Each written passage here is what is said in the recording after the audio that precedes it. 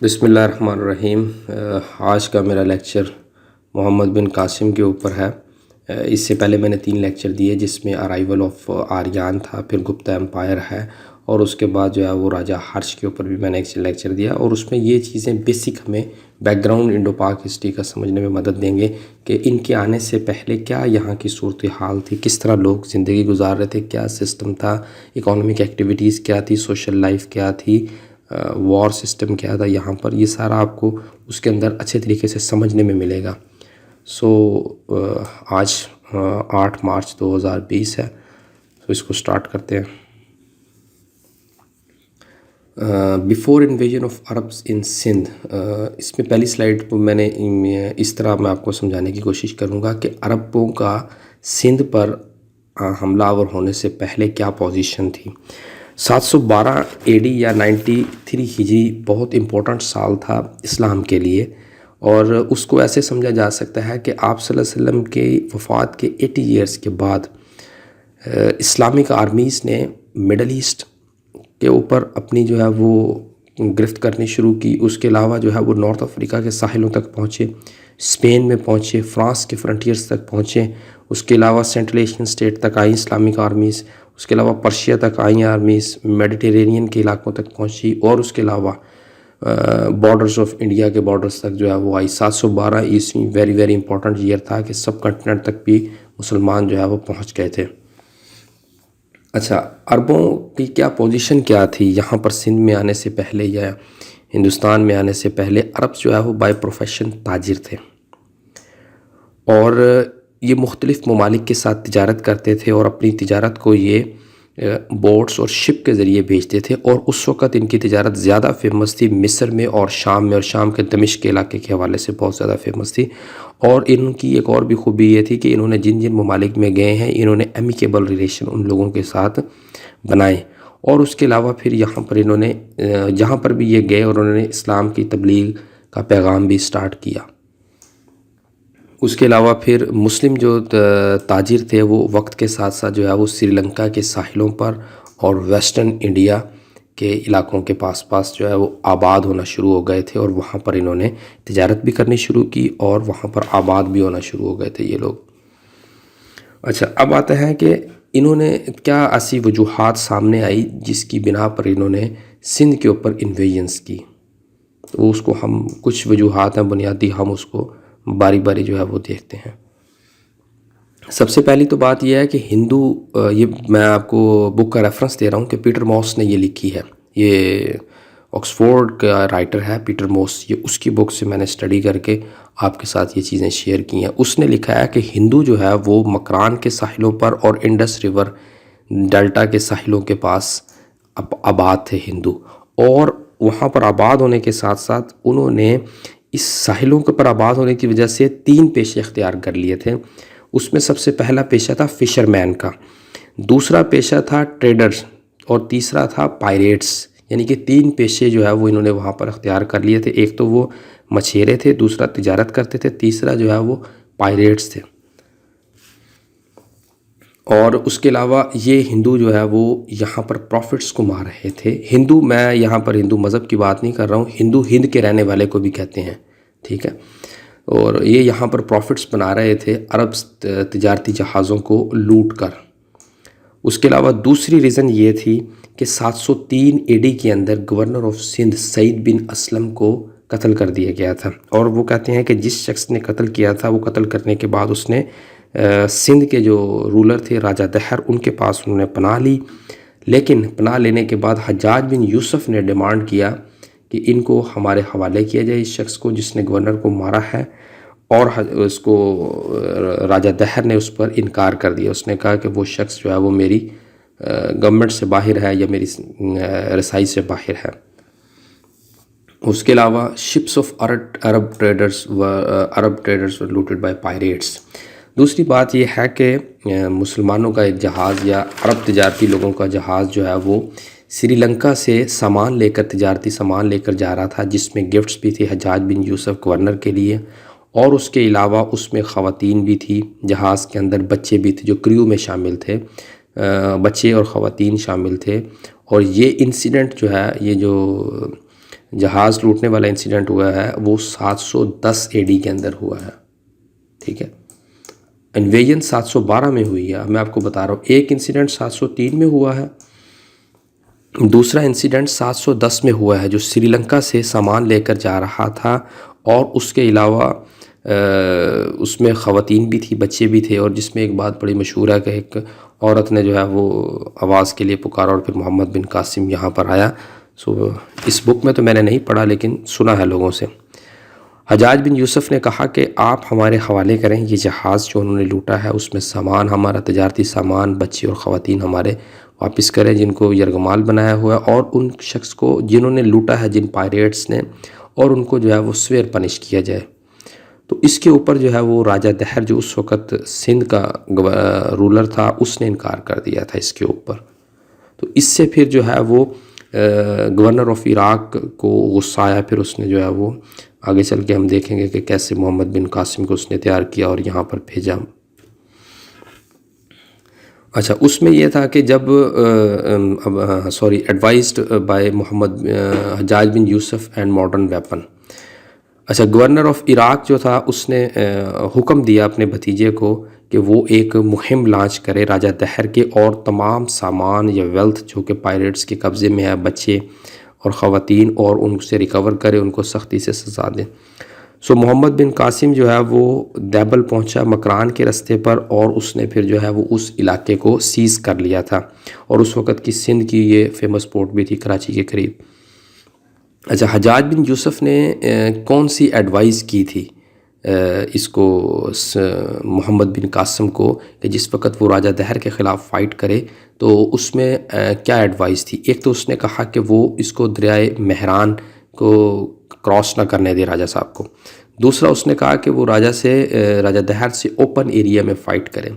اس کے علاوہ پھر وہ اپنے ٹروپس کی آرگنائزیشن کو مد نظر رکھے. اور یہ 17 سالہ شخص تھا جو کہ پوری ایک انویژن کی کمانڈ کر رہا تھا یہاں پر. اس کے علاوہ پھر red flag and Hindu blue کیا تھا اس کا میں آپ کے ساتھ ذکر کرتا ہوں. محمد بن قاسم یہاں پر ماڈرن آرمی کے ساتھ جس میں لارج فلیٹ وتھ سپلائز تھے, ویپنز تھے, اور ایک سیج انجن جس کو مسلمانوں نے اس وقت میں ایجاد بھی کیا, اور وہ ماڈرن ویپن بھی سمجھا جاتا تھا, کیٹاپلٹ, قلعہ کو توڑنے کے لیے, فورٹ کو توڑنے کے لیے, فورٹ کی دیواروں کو توڑنے کے لیے. یہ اس وقت کیٹاپلٹ جو ہے وہ ماڈرن ویپن تھا جس کو اردو میں ہم منجنیق کہتے ہیں, یہ انہوں نے استعمال کیا. ہندوؤں کا بلیو یہ تھا, وہ کہتے تھے کہ یہ جو قلعے کے اوپر ریڈ فلیگ جو ہے وہ لہرا رہا ہے, جب تک یہ ریڈ فلیگ لہراتا رہے گا ہماری جو ہے وہ حکومت کو کچھ بھی نہیں ہو سکتا. تو سب سے پہلے جو ہے وہ مسلمانوں نے ان کے ریڈ فلیگ کو گرایا, اور اس کے بعد جو ہے وہ راجہ دہر باہر آیا اپنی فورسز کے ساتھ, اور دونوں کے درمیان جنگ ہوئی, زبردست قسم کی بیٹل سٹارٹ ہوئی, اور اس میں جو ہے وہ اس کو شکست ہو گئی تھی راجہ صاحب کو, راجہ دہر کو اس میں شکست ہوئی. اور 712 عیسوی میں مکمل طور پر جو ہے وہ مسلمانوں نے یا عرب آرمیز نے سندھ کو کمپلیٹلی جو ہے وہ فتح کر دیا تھا, کنکورڈ کر لیا تھا. اس کے بعد پھر آتے ہیں ملتان کی باری میں. ملتان کا جو علاقہ ہے یہ دو چیزوں کے لحاظ سے بڑا فیمس سمجھا جاتا تھا اس وقت. ایک تو یہاں پر اسٹرانگ فورٹس تھے, قلعے تھے مضبوط قسم کے. دوسرا یہاں پر قلعوں کے ساتھ ساتھ تجارتی مرکز بھی بنا ہوا تھا اس میں, لیکن یہ بھی راجہ صاحب کی سلطنت میں آتا تھا, راجہ دہر کی سلطنت میں آتا تھا, اور راجہ دہر کا ہی ایک ریلیٹیو اس کو چلا رہا تھا. ٹھیک ہے جی, جو اس وقت کا رولر تھا وہ راجہ دہر کے انکل کا بیٹا تھا. When Qasim reach the Multan, Muhammad bin Qasim یہاں پر ملتان پہنچا, تو جو راجہ اس کی جو آرمیز تھی ملتان کی راجہ کی, تو اس نے جب اس کو فیس کیا, لٹل بٹ جو ہے وہ لڑائی ہوئی, اس کے اوپر فائٹ ہوئی, وار ہوئی, تو لیکن اس نے جو ہے وہ سرنڈر کر دیا تھا محمد بن قاسم کے سامنے, اور پھر اس نے وہاں کے علاقے کو مکمل طور پر اپنے کنٹرول میں لے لیا تھا.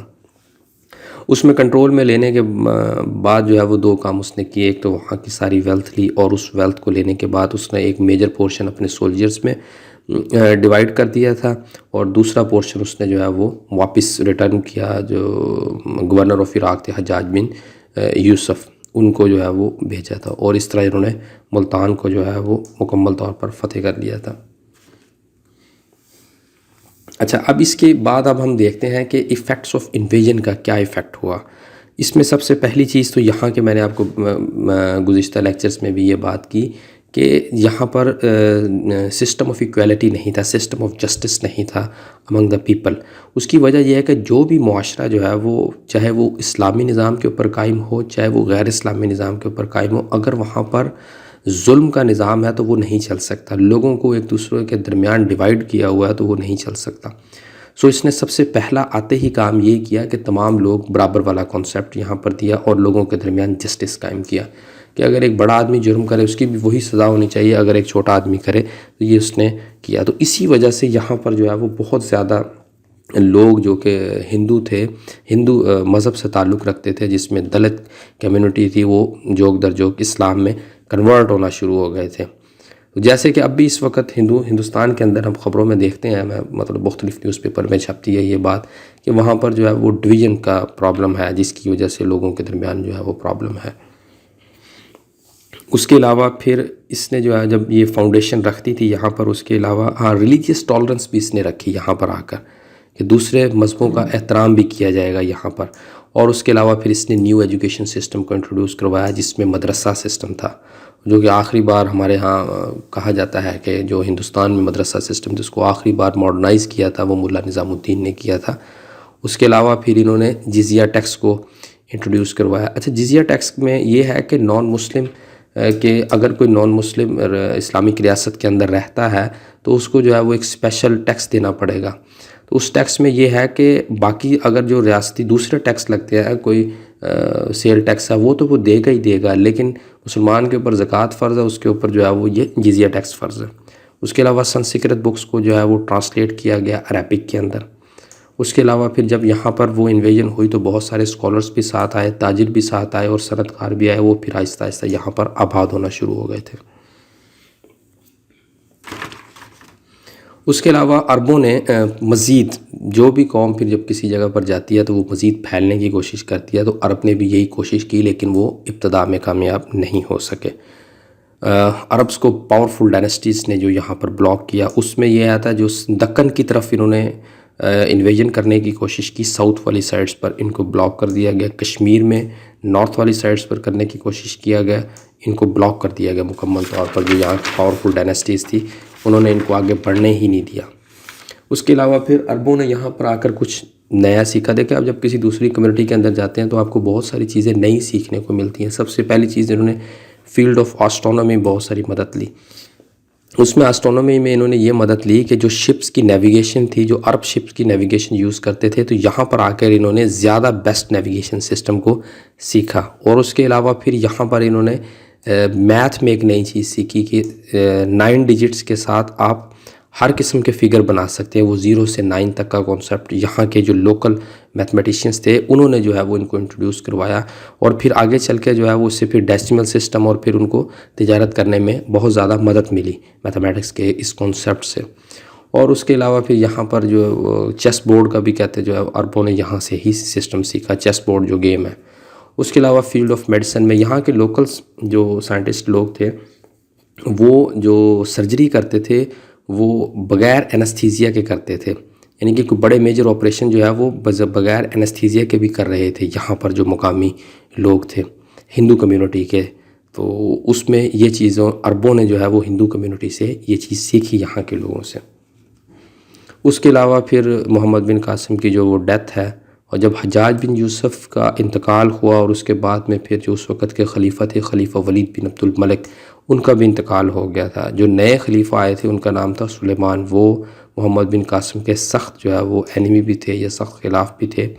انہوں نے ان کو واپس بلایا محمد بن قاسم کو، اور ان کو جو ہے وہ ٹارچر کے ساتھ موت دی. میں نے ایک جگہ پر یہ بھی سنا ہے کہ کہتے ہیں کہ ان کو جو ہے وہ ایک کھال کے اندر سی کر مارا گیا تھا.